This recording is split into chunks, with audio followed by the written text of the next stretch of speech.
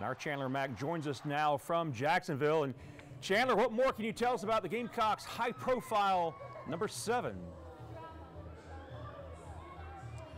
Yeah, Reggie, you know, after throwing for 438 yards in the 25-point win against Tennessee, and then following that up by leading the Gamecocks to a 14-point rallying from a 14-point deficit to beat Clemson for the first time in 9 years, it would have been an understood decision for Spencer Rattler to decide to opt out playing in the Gator Bowl. But if you have followed his journey from Oklahoma to South Carolina, you would know the same thing that he told me, that his love for Shane Beamer and his teammates made the decision to play tomorrow a no-brainer. Here's a look at Spencer Rattler's first season as a Gamecock.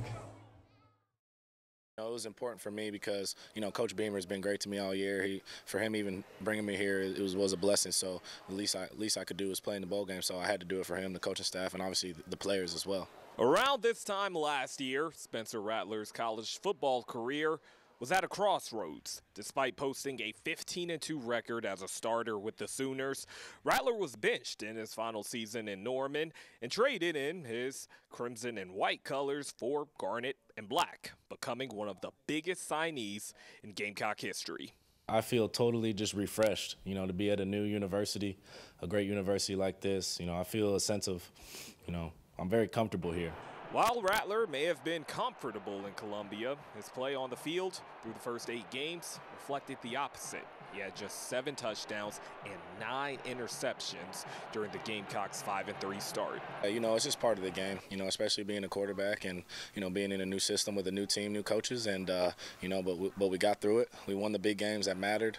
Nothing mattered more to Spencer and Gamecock Nation than how he finished his first regular season as a Gamecock. Back-to-back top 10 wins, which included a program record 6 touchdown performance against the Vols. You know, we changed a lot of stuff on how we call plays. You know, we've limited our personnel groups, not limiting stuff. You know, we're very smart players, very smart offense, but just did what we're best at. We got a lot of playmakers. We just went out there and played. The team that beat Tennessee and Clemson is a bit different from the squad that's in Jacksonville. The Gamecocks are without 11 players that started in the Clemson game, but Rattler feels the team has everything it needs to beat the Fighting Irish. We got some young guys that are hungry to make plays. We got guys that are experienced here that, you know, wanted to finish this thing out right.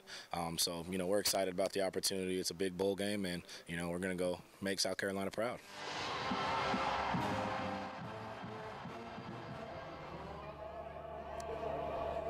Yeah, and if Spencer throws for over 300 yards against the Fighting Irish tomorrow, get this, he would become just the 4th quarterback in Gamecock history to eclipse the 300-yard passing mark on 4 different occasions in a single season. Reggie, he would join Steve Tannehill, Steven Garcia, and Todd Ellis on that list. Certainly not bad company, am I right?